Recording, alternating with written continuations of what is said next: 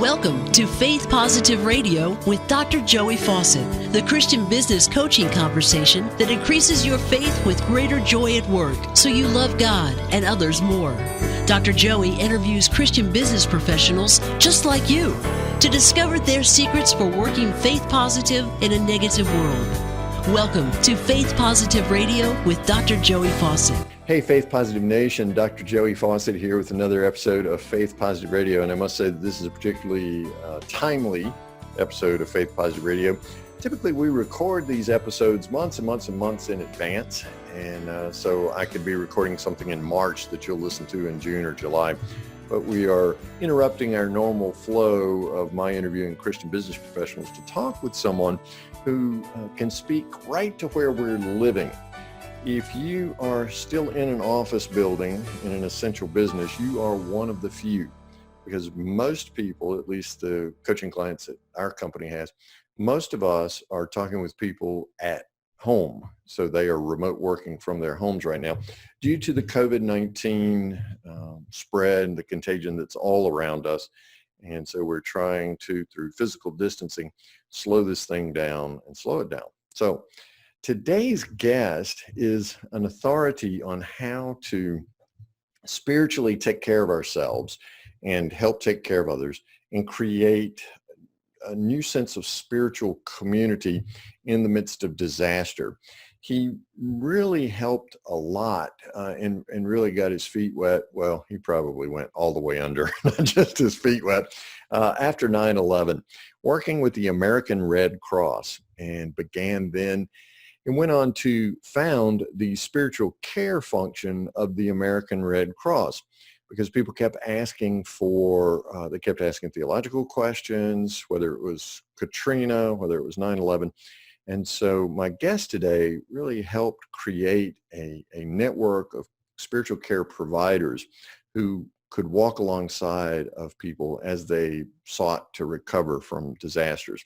Certainly COVID-19 is likened to a 9/11 or a Katrina in that it has disrupted so many lifestyles and so many of our life patterns. And so it's with a great deal of privilege that I bring to you the founder of the spiritual care function of the American Red Cross, also the author of a new book, Finding Comfort During Difficult Times, and the ink's still wet on that. It just came out March 24th. We're recording this on the Monday of Holy Week. So again, that book title is Finding Comfort During Difficult Times. It is available on Amazon, and you can find a way to click over through the hyperlink on our website at getpositive.today. Just go up and enter into the search box the name of today's guest, and that is the Reverend Earl Johnson. Earl, thank you so much for coming on and helping us in Faith Positive Nation figure out how to spiritually care for ourselves and each other during this COVID-19 crisis. Welcome to Faith Positive Radio, my friend. Thank you. My pleasure. It's an honor to be with you. You are a veteran, if I can put it that way, of disasters. You, as I said earlier, got your feet wet, really went all the way in after 9/11. So what was it about your particular calling into work with the American Red Cross after 9/11 that propelled you on this journey to help us spiritually cope with disasters like the one in which we now find ourselves?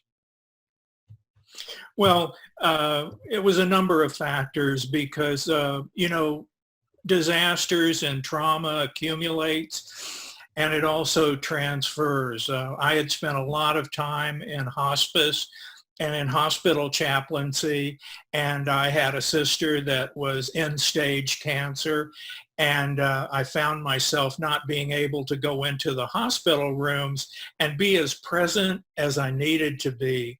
And so when 9/11 occurred, and you saw all those devastating images and that profound need, it really, really clarified that those people needed assistance, and they needed to feel that they were being listened to, and they needed information, and they needed reassurance. And I found that some of those skills and gifts and blessings that I had in hospital and hospice chaplaincy could be transferred over into disaster chaplaincy. And the timing was right for that because we were seeing these increasing number of plane crashes, school shootings, mall shootings, a lot of just catastrophic incidents that really, really tested one's faith. And it became a challenge, but it also, it felt right that I could work in disaster after working so much in hospice and in hospital chaplaincy and around death and dying. So hospice and hospital chaplaincy was more one-to-one. It's affecting an individual and his or her family. But when disaster strikes, or we find ourselves in the midst of the COVID-19 crisis now, that is widespread and its tentacles reach far and wide into society. So really you see an exponential increase in the number of the individual needs that you see. And so I guess that's what led you to help found that branch of the American Red Cross. It really speaks to the spiritual needs. Well, this is not a normal time. It really is a hard time.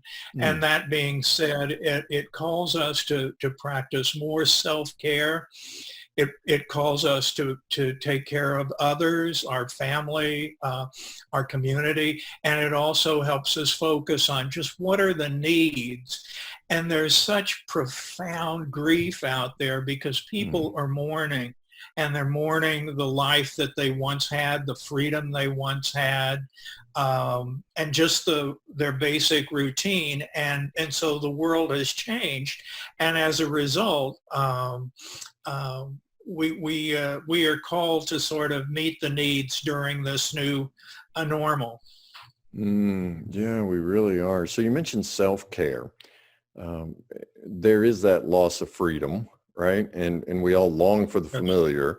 So I like to get in the car and commute to work the same path every day. I like to go and have my rhythms in life, and all of that's been disrupted.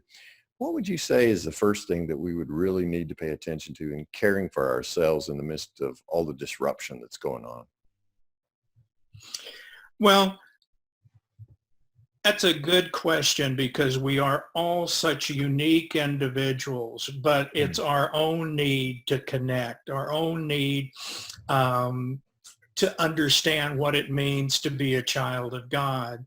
And each day, that fear, there is so much fear out there that it really speaks to our faith and our underpinnings of, be not afraid, for I am with you. And, just the whole knowledge that each of us need, like what's safe? Am I safe? Is my family safe? Are we safe in our home? Are we safe in our community? Is my dog or cat safe? It just, as an individual, we have a lot of worry, and we have a lot of walking wounded and worried people that have other issues going on in their lives. But now they've added another thing to another layer of self-care that is sometimes overwhelming. It's you may be built your whole life into serving others, and it's sort of an anathema to say, well, put on your oxygen mask first. And I was on a television show Saturday morning, and we were talking about self-care, and I said, well, it's okay to have ice cream for breakfast. Once it's... They invited you back immediately, didn't they? Exactly, because anything that lifts our spirits, because we are spiritual beings, and listening to those emotions, and it's, it's a really hard time. I guess that's what I'm saying. And not only to lift our spirits, what we need to do, because it's hard to exercise because the gyms are closed. It's hard to take a walk because some parks are closed. we have to be creative, and it's daunting. Yeah, it really is. But what I hear you saying, Reverend Johnson, is that self-care begins with becoming aware of ourselves and what our particular needs are in response to the COVID-19 crisis. And for me and so many people in our coach community, for instance, that involves getting still and quiet enough to really get honest with yourself and aware of what do I need. Some of the things I need can be solved by Rocky Road for breakfast, right? But Yeah. then there are other things that can't. But what I hear you saying is first become aware of what it is that you need to take care of in order to keep the fear and anxiety more manageable during this COVID-19 crisis and in quarantine. What are some of the ways, I mean, you served post 9/11, post Katrina, you mentioned the Parkland shooting before we came on. You went down and worked with students down there. The Pulse nightclub as well. That shooting. What are some of the best practices that you've seen people once they become aware of this need for self-care? What are some of the best practices that you've seen that really help people move past the fear and the grief? Well, I loved, you having us remember the be still part, Mm, because listening for the divine guidance and prayer there.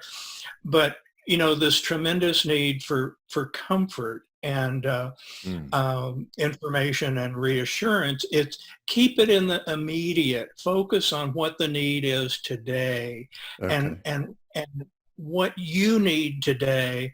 Because if you're thinking, 3 months ahead of time or 3 years ahead of now, you're gonna self-sabotage, and Mm, so the immediate needs for a lot of our clients, of the victims and survivors, is they need to be protected, mm, because trauma uh, upsets the entire apple cart, and these people are very, very vulnerable, mm. and they may have a lot of scam artists or something that are coming in to Yeah. take advantage of them, lawyers, et cetera. And you really want to protect them as a sort of immediate care plan. And best practices too would be working as a member of a team, because knowing that you're not alone, that you've got kindred spirits out there that also want to help you, Mm. and a lot of very big-hearted people of faith, you know, they literally, it's, half of life, somebody said, is showing up. And if we didn't have the faith community, there would be a very, very paltry disaster response. And I'm not trying to badmouth the government, but, No, I understand. um, we're called to do our part too. We are, and we have a unique role to play, particularly in the spiritual care. And that's something that we certainly wouldn't want to outsource to the government as the church, right? That's something that we can do. So speaking of that, and by the way, I love what you're saying, to shorten up your reach in terms of mentally putting a border guard around the number of hours that you're thinking about so that, maybe the next hour, the next 2 hours, the next 3 hours, this night, let me sleep well this night. Because if you take the present moment and worry yourself into 3 months from now, it's always doom and gloom. But keeping Christ in the foreground and being able to see those next 3 months through him really allows us to focus more on him than the mountain of the problems that are coming. So I love that in terms of shortening your reach, in terms of what you're thinking about. I also like that protection. We're a media, all right? And you mentioned being on a television show. Speak, if you would, to how we can care for ourselves spiritually and protect ourselves from, I'll just call it a media overdose relative to COVID-19. Well, turn off the television. It may go counterintuitive, but moderate your exposure. And it doesn't help anyone to have, the television on 24/7, especially the children, because they're absorbing all of this pain and suffering, and it's daunting for an adult. But I also want to go with you a little bit more in terms of self-care, of the importance of ritual, because in normal times we have these rituals, and whether we start the day with a prayer of thanksgiving, or 100 push-ups, we have that. I pray as I do those immediate, push-ups, Earl. Amen. I pray to make it to 100. Indeed.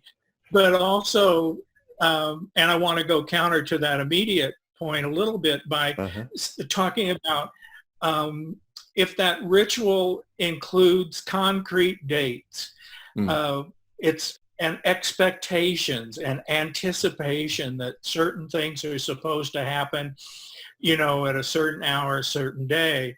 That's a tough one. And so I want to encourage you and the audience to think in terms of seasons, that there will be a season of weddings. There will be a season of high school graduation. There will be an Easter season. We may not be able to gather as a community to celebrate the risen Lord, but you can look in terms of expanding how you would create new rituals, because we really are divinely inspired, and given some time and patience, we come up with some extraordinary solutions. Oh, I love that. Given some time and patience, certainly the wisdom of the Holy Spirit communicated to us allows us to get creative and even innovative during some of these seasons. Yes. And I'm sure you talk about this in your book, Finding Comfort Through Difficult or During Difficult Times.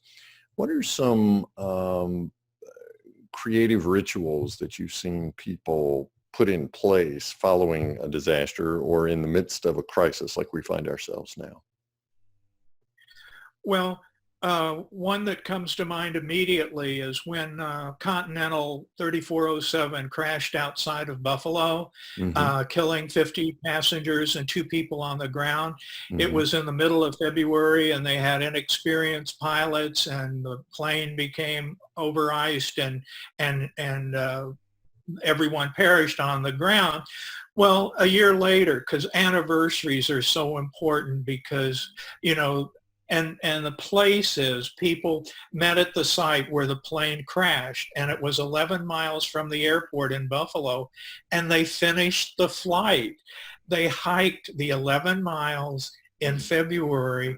They were joined by the co-pilot of the Miracle on the Hudson, and about 3,000 people created this new ritual, and they called finishing the flight, because their relatives had not been able to do that. Wow. And I think that's very poignant. It really resonated with me. Yeah. Oh, hiking at all in Buffalo in February is quite a feat, but certainly to memorialize and to remember how fragile life is and how precious it is. So just allowing ourselves to get creative with some new ways of enacting ritual and experiencing ritual. Let's talk about community for a few moments, Reverend Johnson. What are some best practices in which we can find comfort during the difficult times of COVID-19 for creating community in the midst of the physical distancing? Well, I've never been on more invitations for Zoom than I have in the last. I hear you. And yeah. I've been in a clergy support group, and I've been, on a national board meeting, and it just,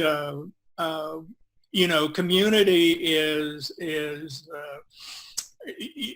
inspired, and there's a lot of using the technology, and many hospital chaplains are using iPads now, and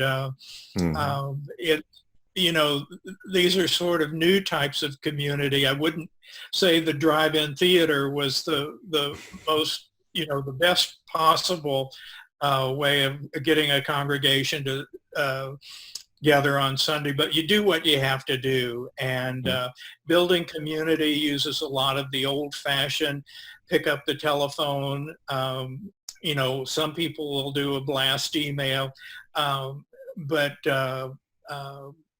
community is vital, and it's part of what also makes us Christian. And the whole idea of community and communion, we commune together, and it is the Holy Spirit within us, around us, and through us, Yes. that empower us to be, and that being, we can be in community and communion with one another. Yes, we can. It's fascinating. You're talking about going old school, rather than Yes. texting somebody. The intimacy of hearing a voice, to being able to respond in real time to that voice, is almost a new experience, and yet can be one by which we achieve community. I was coaching a Christian business owner recently, and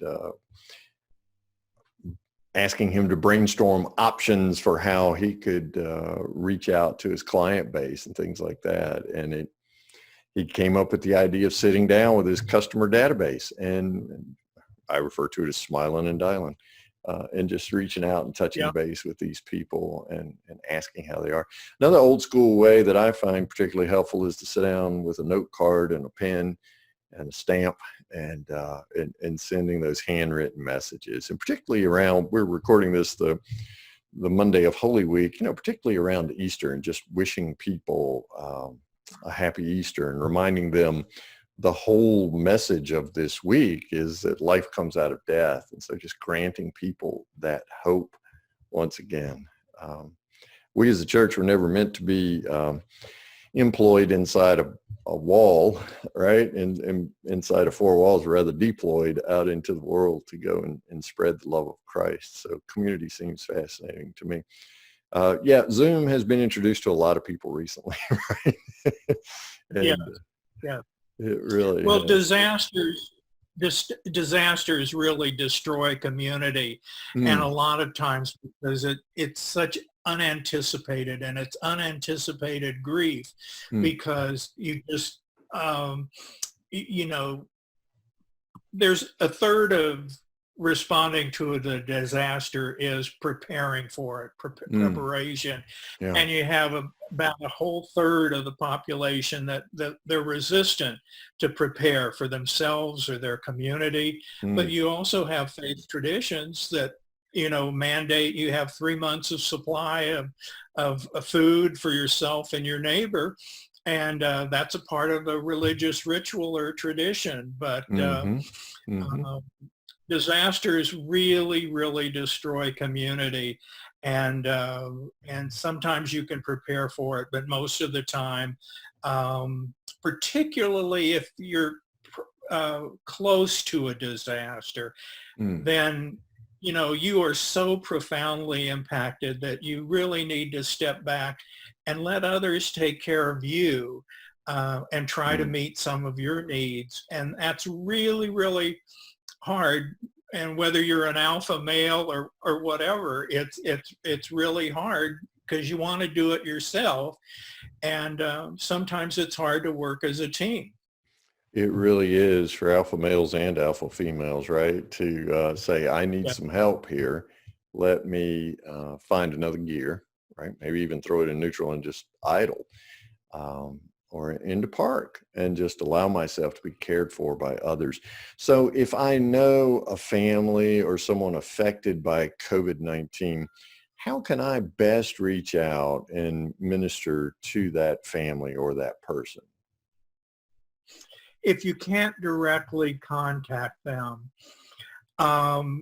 it's very difficult, because sometimes you don't know. The traditional way is call them up and ask them what they need. Right. Can I go to the grocery store for you? Or can I have, the food delivery people drop something off at your front steps. But I will tell you, as best as possible, hopefully someone in that household can pick up the telephone and actively listen to what exactly is they're saying and what exactly they're asking for, instead of imposing what we think they need upon them.